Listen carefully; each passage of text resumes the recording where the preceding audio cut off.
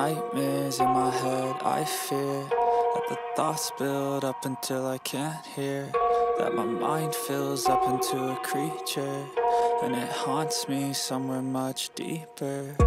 Anxiety, filling up every space, no privacy, and silently, it could build and build until you... Salam sejahtera Malaysia, denyut nadi suara rakyat bergema di channel ini. Tentu ramai orang nak tahu, ramai orang mahu tahu. Tentu ramai mahu tahu sebab musabab kenapa sebenarnya UMNO tidak mahu bersama dengan PAS walaupun mereka pernah bersama dalam mufakat nasional. Tentu ramai mahu tahu kenapa ya? Kenapa? Bukankah kalau dianggap dilihat kepada tujuan apa yang mereka perjuangkan itu sama, yaitu Melayu dan Islam. Tapi kenapa UMNO tidak mau lagi bersama dengan PAS? Rupa-rupanya baru kita tahu sekarang mengapa UMNO tidak mahu lagi bersama dengan PAS. Ini telah dibongkar sendiri, diberitahukan sendiri, diakui sendiri oleh Setiausaha Agung UMNO, Ahmad Maslan. Saya pun terfikir juga, mengapa UMNO tidak bersama dengan PAS? Dan mengapa UMNO tidak habis-habisan untuk mempertahankan mufakat nasional bersama dengan PAS? Rupa-rupanya Ahmad Maslan membongkar perkara tersebut. Ini saya kongsikan kepada anda apa yang sebenarnya terjadi sekiranya UMNO bergabung dengan PAS sekarang. Ini rupanya yang terjadi. Ahmad Maslan berkata, lagi awal UMNO berkubur jika bersama dengan PAS. Itu kata Ahmad Maslan. Ahmad Maslan berkata, PAS pernah menyebut mahu menggantikan UMNO sebagai parti membela orang Melayu dan Islam sebelum ini. UMNO akan berkubur lebih awal jika bekerjasama dengan PAS, memandangkan parti itu dilihat sukar untuk menawarkan kerusi kepada mereka pada pilihan raya akan datang. Itu pendedahan yang dibuat oleh Ahmad Maslan. Ahli Majlis Kerja Tertinggi MKT UMNO itu berkata, ketika ini kebanyakan kerusi DUN dan parlimen di 4 negeri yang ditakbir oleh pembangkang dikuasai oleh PAS, dan tidak mungkin UMNO akan diberi banyak peluang untuk bertanding. Jika UMNO tidak bersama PAS, katanya, pastinya kita boleh bertanding di tempat mereka dan dalam tempo 4 tahun lagi pada pilihan raya akan datang, katanya.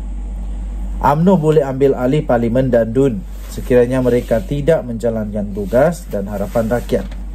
Katanya ketika meninjau tapak projek College Community Parlimen Pontian di Kampung Parit Haji Abdul Rahman Benut, menurut utusan Malaysia. Sementara itu, beliau yang juga adalah timbalan Ketua UMNO Johor berkata, PAS pernah menyebut mahu menggantikan UMNO sebagai parti membela orang Melayu dan Islam sebelum ini. PKR tidak pernah sebut hendak menggantikan UMNO, katanya. Begitu juga dengan Bersatu pun ada sebut perkara itu. Perkataan mengganti UMNO itu merupakan persaingan antara UMNO, PAS dan Bersatu, katanya. Terdahulu FMT melaporkan bekas Perdana Menteri Tun Dr. Mahathir Mohamad berkata, UMNO bakal berkubur pada PRU16 jika terus bekerjasama dengan DAP. Merujuk kepada keputusan PRK Kemaman yang menyaksikan undi diterima parti itu terus merosot. Katanya pemisahan UMNO daripada DAP adalah usaha boleh menyelamatkan parti Melayu itu, selain kembali kepada perjuangan untuk bangsa, negara dan agama.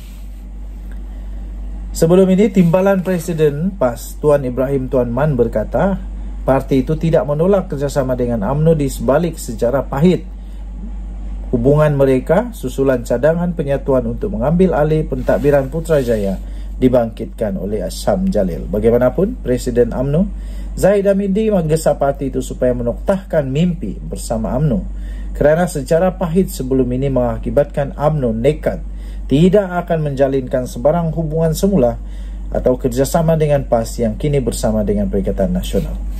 Dan Nadi Suara Rakyat bergema di channel ini. Bye-bye. Salam sejahtera Malaysia. Denyut Nadi Suara Rakyat bergema di channel ini. Akhirnya yang dinanti-nanti sudah pun diumumkan. Wahab Saman Hakim Ramli, Cikgu Ban Identity Mr. H terdedah jua akhirnya. 8 Disember. Ramai orang tahu siapa? Ramai orang mau tahu siapa? Sekarang kita tahu. Penolong Pegawai Jabatan Komunikasi Masyarakat atau JKOM Abdul Wahab Kadir Jilani akan memulakan tindakan saman terhadap 2 individu berhubung dengan penularan video perbualan lucah individu mirip bekas Ketua Pengarah JKOM iaitu Datuk Muhammad Agus Yusof dan Wahab. Perkara itu disahkan kepada Malaysia Gazette oleh peguamnya Faizal Rahman pada hari ini.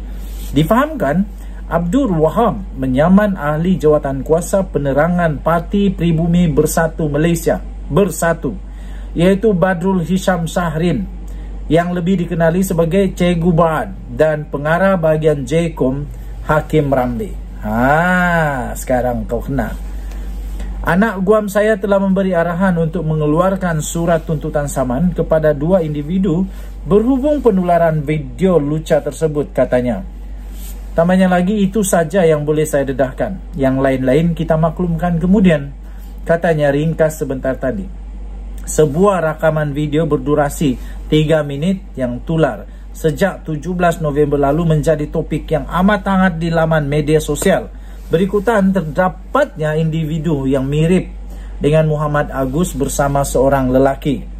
Susulan itu Muhammad Agus yang telah meletakkan jawatan sebagai Ketua Pengarah JKOM mendakwa video perbualan mengaitkan beliau adalah palsu dan itu disunting oleh pihak yang tidak bertanggungjawab.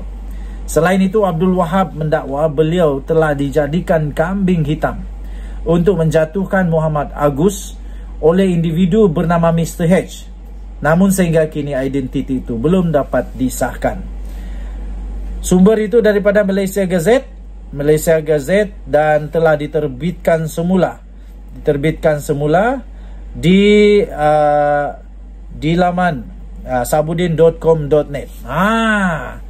Akhirnya identiti Mr. H terdedah jua akhirnya.